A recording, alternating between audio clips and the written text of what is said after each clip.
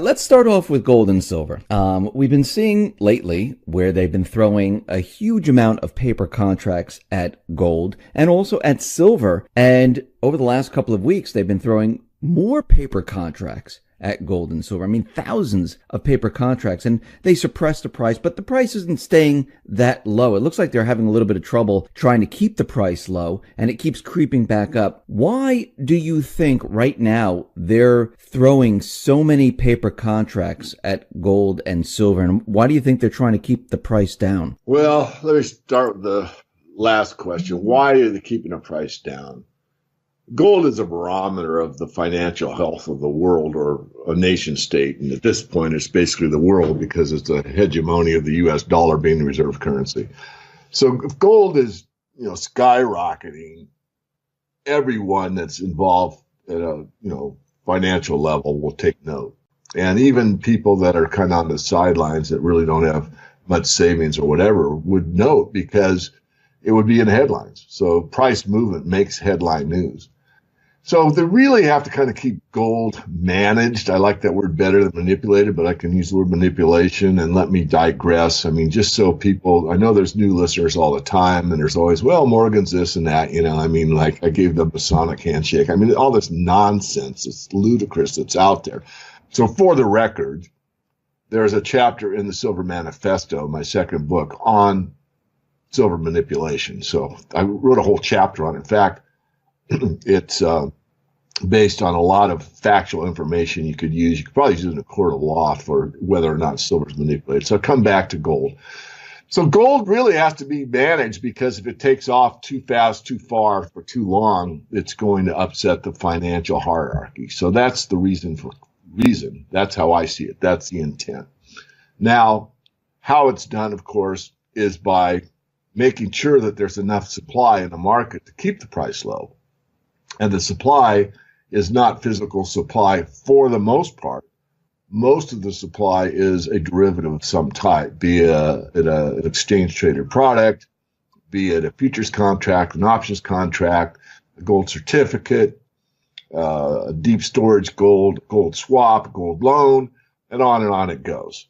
So there's a lot of paper product out there that acts as if it is supply that keeps the price managed, because if it was really a cash-only market and there was no hedging available, you would see a different gold price, and the same for silver. So the reason the open interest increases is because they need to create new supply out of thin air to keep the price managed. We also see silver dropping here. And what's very interesting is that the silver demand is increasing, but the price of silver keeps dropping. Does this make any sense to you? Well, that takes a bit of explanation, and I've got myself, I guess, in a position where I've got more interest in what I have to say here recently.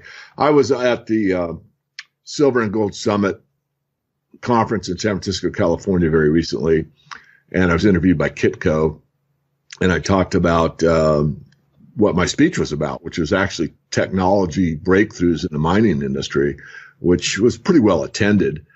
And then, of course, at the end of this interview, which was, just a few minutes, Daniela asked me, I have to ask you about silver. What's the real story on the supply of silver? Is it, I hear it's building or it's shrinking. What is it? Something along those lines. I said, well, the fact is that the supply of silver above ground dwindled from 1990 to 2006, went from about 2 billion ounces to 0.5. And then from that point, 2006 to now, it's rebuilt by 2 billion ounces. So if you look at the World Silver Survey, the one the Silver Institute puts out, the one that's run by Thomson Reuters, you will see in their latest World Silver Survey that the amount of silver above ground is something like a 21-year high and a 30-month supply. And so when I said that, which is all factually based on both the GFMS study and the CPM study, they both pretty much agree on the numbers and, round numbers. And this got a lot of people upset. But really, I didn't get to tell the other half of the story. And just by the way, Dave, I put a a video blog up that just got published. Basically, that's for speaking, really, on my blog at the morganreport.com. Just go to the blog, pull down the menu, and click the link on the latest blog, and I do a video blog on this. But so the reason that the silver price went higher and higher and higher as the supply was building and building and building was because the demand was so strong. That is what runs it. Let's just do a thought experiment real quick. Let's say that there's only one Gremlin automobile left, and it's like chartreuse, and no one wants to buy it. So it's a one of a kind chartreuse Gremlin sitting on a used car lot in New Jersey.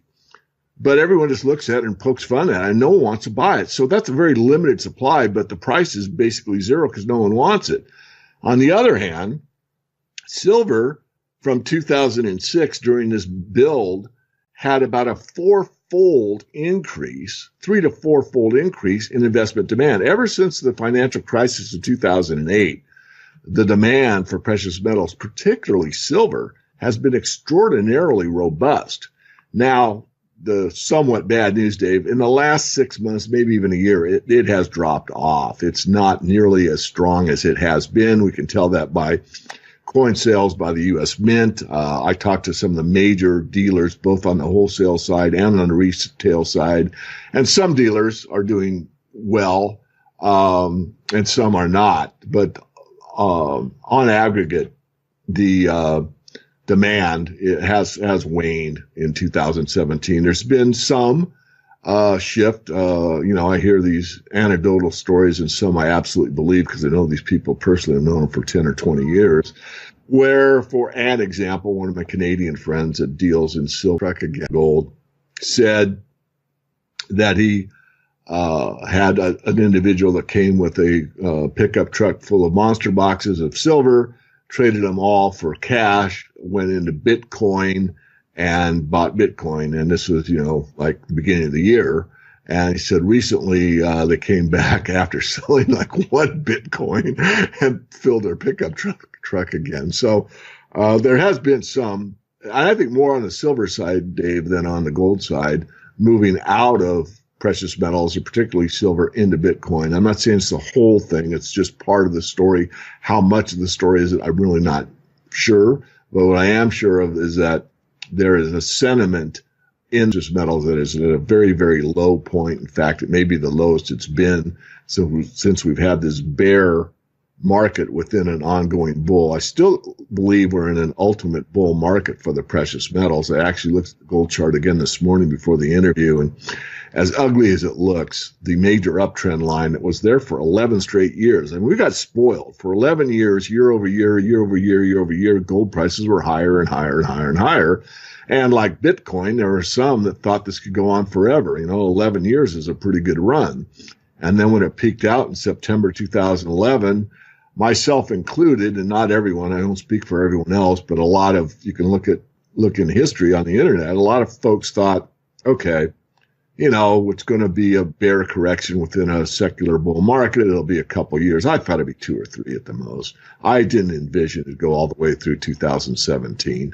But that's where we are. But I absolutely believe that we've probably washed out everyone that we need to wash out for the base to build from here and go back up. Now, it's very interesting that you said something about a cryptocurrency, because I think a lot of people are looking at cryptocurrency and saying, okay, look, the central bank or the banking system, and we know the banking system, they were controlling the silver market, they control the gold market. There have been people that have been brought up on charges, and we know the central bank does control the gold and silver prices because, they want to keep everything low and push everyone into the stock market, keep everyone in the dollar. They don't want everyone to realize that there's something wrong. Now, the crypto market, this is completely a different animal because the central banks, they don't have the ability to control the crypto market. They would love control, and it looks like they're trying to get into the crypto market by controlling it with future contracts, just like they did with gold and silver. And it looks like they're going to try to do this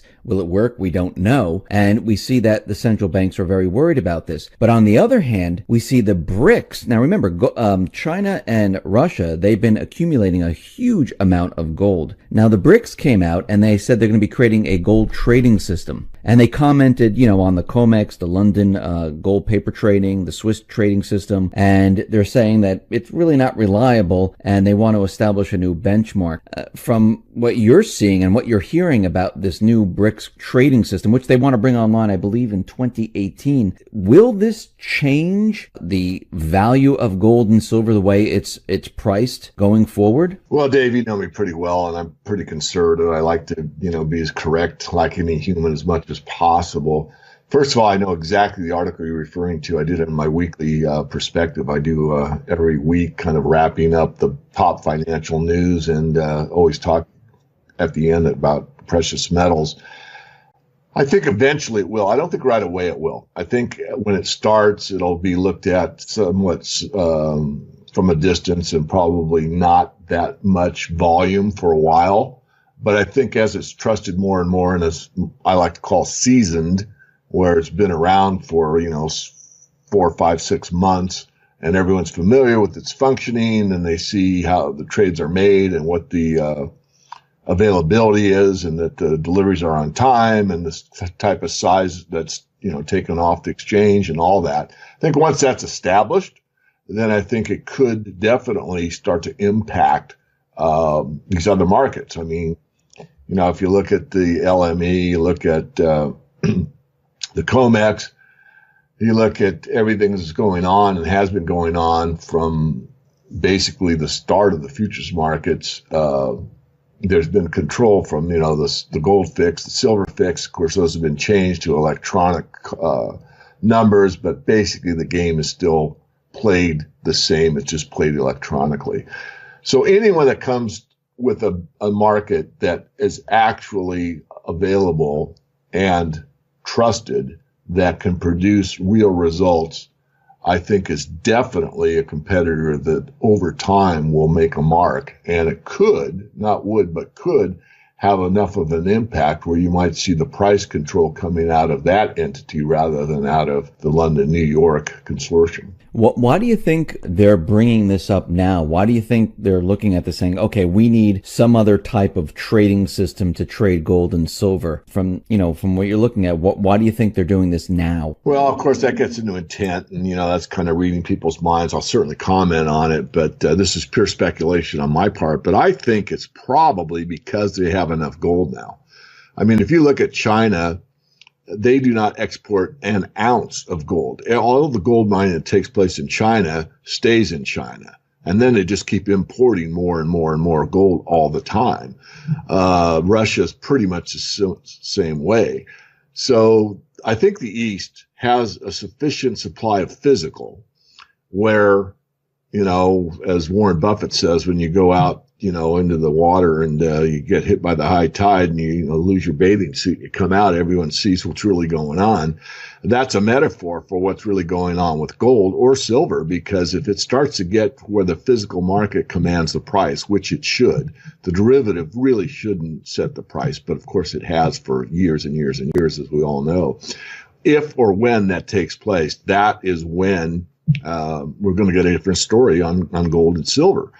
And when would you start that? Well, logic tells me that you'd only do that if you had sufficient physical supply to meet the demand side. Now, that doesn't mean that they're going to be selling their own physical supply.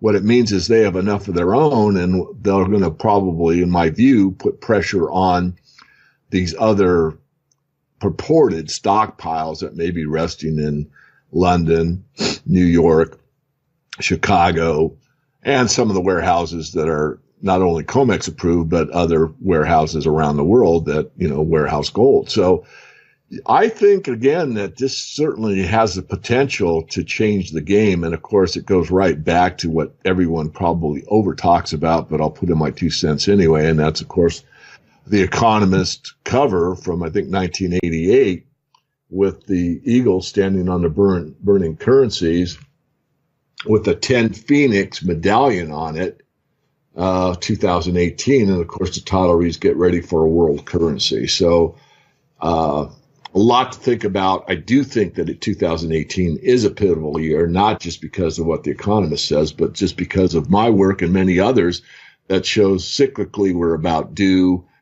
Sentiment is so low. The loss of interest in probably one of the most valuable commodities out there, and that's silver. And I'm not saying it from a monetary aspect. I'm saying it from an industrial perspective. I mean, you cannot have the high technological world that we have today without silver. There's no way, shape, or form you could do it.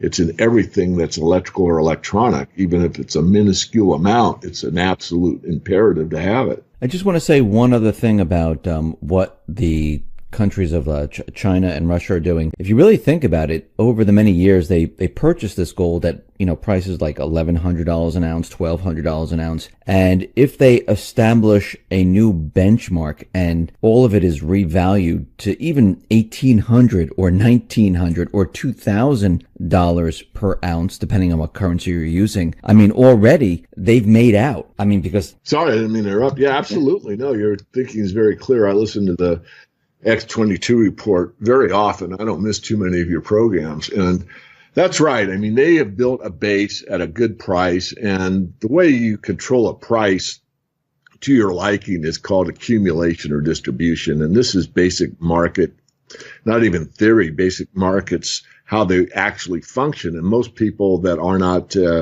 let's say seasoned traders or investors don't really understand this when they're just beginning.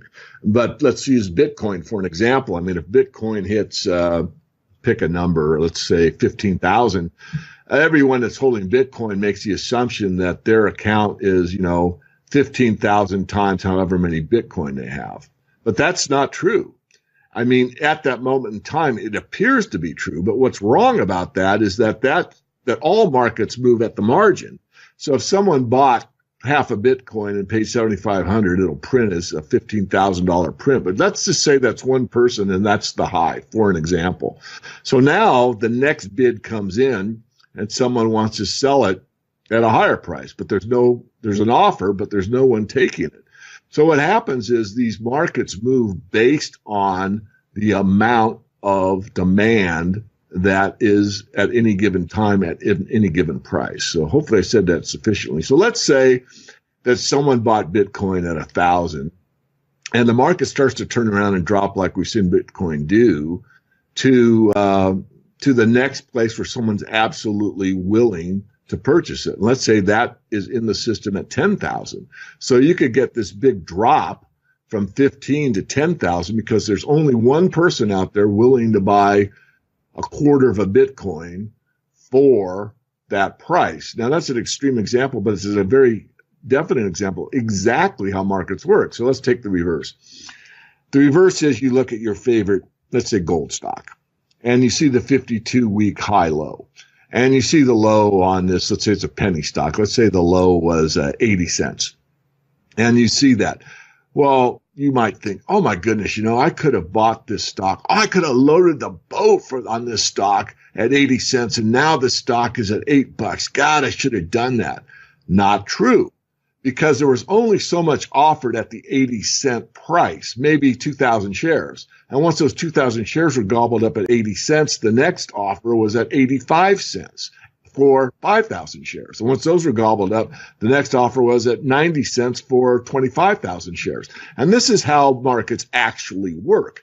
But most people look at the market capitalization and think I'm rich, and not saying that you can't value approximately what your holdings are worth. But listen, I've been in this market, Dave, as you know, a long time, especially on the commodity side, more so on the equity side, but the principle applies to both. You want to sell in the strength. You do not want to sell after the top is in, especially on something volatile and leveraged like a commodity. So, that's part of what I teach, it's part of what I do. But I want to make it clear that there's a lot of misunderstandings about basic market mechanics that people don't get. And the thing that concerns me somewhat about the Bitcoin world is, people have never traded a stock, never done anything, and, they just keep making, money. And that's good for them. I'm not, that's fine, but they've never seen a real bear correction, and they don't understand how markets actually work as I just described. So they wouldn't know really that Bitcoin could go to 22,580 and then drop to 11,000 and stay at 11,000 for, a matter of months. Now, I'm not predicting that at all. What I'm trying to convey is that all markets go up and down. Bitcoin has yet to have a bear phase to this market. I've never seen a market that continues to grow to the moon. I don't think Bitcoin will. I think if you look at silver versus Bitcoin, I can make this statement. There's a pretty good likelihood that Bitcoin will probably double in 2018, but it's been up about sevenfold this year. And it's more likely that silver would go up sevenfold over the next few years than Bitcoin would go up another sevenfold. That's what I'm trying to say. So, if you're Bitcoin rich, you might consider buying an asset that's undervalued. Remember, I'm not a coin dealer. I'm not pushing everyone. No, David is, I do not sell bullion. I do not sell coins. I sell intellectual information. We talk about the resource sector in general. In fact, one of our best picks is making a new high, and it's a zinc stock with good silver credits to it. But, we saw the zinc shortage. So I digress to come back, Dave. Ask me another one, please. Yeah, let's move on to the economy right now. And, since Trump came into office, the stock market's going up. We see unemployment dropping. And we see that the corporate media and everyone else out there is saying that, everything is great and everything is fine. When you look at the economy, what are you seeing? Are you seeing that the economy is doing fantastic, or do you see something completely different? Well, I see something completely different. And, a lot of what I see is just, traveling around and listening to shows like yours. I mean, I never heard the term channel stuffing until I listened to the X22 report. But channel stuffing exists everywhere. Every major city I go in, and even my local town here, there's a huge, you cannot stuff another automobile on these car lots on any of the dealers. I'm not talking just the Chevy dealer or the Dodge dealer or the Ford dealer or the Nissan dealer or the Toyota dealer, all of them. And you also look around and you don't see these, 2017s rolling all over the place. They just don't exist. Now, I'm not saying I've been in every country, and maybe it's different in New York, but what I've seen, and I've seen plenty, that's one. The other is the collapse of retail. It's unbelievable how much retail has basically thrown in the towel and closed shop, or partially closed shop. In other words, closing down several of their stores in their chain, probably never to reopen again. Now people say, well, it's Amazon, it's online buying. Online buying is not nearly the percentage relative to the amount of brick and mortars that have closed. In other words, it's a mismatch. It does not hold water on that argument. Yes, online purchases have increased, but again, not nearly as significantly as the amount of brick and mortar that basically closed shop. So I've said this often, and I think it really needs to be repeated, and people need to bear it in mind. There is no relationship at this point in time, none whatsoever at all, that is between the financial markets and the physical economy. At one time, the stock market used to be a pretty good reflection of the health of the physical economy. That hasn't held true for a very, very long time. So the talking heads on the financial channels point and, gasp and show you the numbers and then they get their analysts on, well, on this basis, we really feel that the stock market certainly could go higher. Yes, if we look at the, they just come up with this gobbledygook nonsense, and they don't even look out the door to see what the physical economy is doing. Look at food prices. Food is something that's needed. It's not a want. It's a need. And, food prices continue to creep up and up and up and up. So I'm very disturbed about the inaccuracy of reporting between what the mainstream financial press states about the economy, or I'll say the physical economy, or implies physical economy, when they say, as you said on your report, everything's fine, wonderful, and, look here, look there. And it's just not true. And then you look at the job situation. Look at the labor participation rate. It's pathetic. There's a lot of people out there that are working like two jobs that are paying maybe somewhat above minimum wage, or maybe, a wage that's, let's say, one half of what they used to make when they were employed by, let's say, a major corporation, and they've lost their job. So now they have to take two jobs at half the pay to make the same wage that they were making before. And that's not a one-off, once in a while situation. That's pretty much across the board. So if you factor in going ahead and looking at what's going on in the robotics world with the machine language that's taking place, and like if you look at an Amazon factory, for an example, and you see all these robots running around, or even a modern automobile manufacturer, what you find is you've got this thing automated to the point where there's a lot less human employment available. It's all done by machines. And that trend is accelerating, not decelerating. So we really need to rethink, what the educational system needs to teach for people to be, happily employed or have a job that's worthwhile. And the other fact is that things are changing so fast, most people in the workforce must be prepared to change careers like 3, 4, or 5 times during their lifetime, because that's the way that things are moving. They're moving very rapidly. You have to be able to adapt. You have to be a lifelong learner. You have to be able to re-educate yourself. You have to admit when things are changing and make a move. This is the reality that we're in. And this talk about, a guaranteed stipend that everyone gets that can't find a job. I mean, this is something that's been talked about, in the annals of us economist types for quite some time, but never did I think back, 20 years ago that would be the reality. But I miscalculated how fast things were moving on the technology side. So this technocracy is an idea that basically, machines know more than we do. We're going to hit the singularity. Everything's going to be great because the computers are going to know us how to live our lives. All we have to do is be surveyed 24/7, 100% of the time, everything we think, do, and say.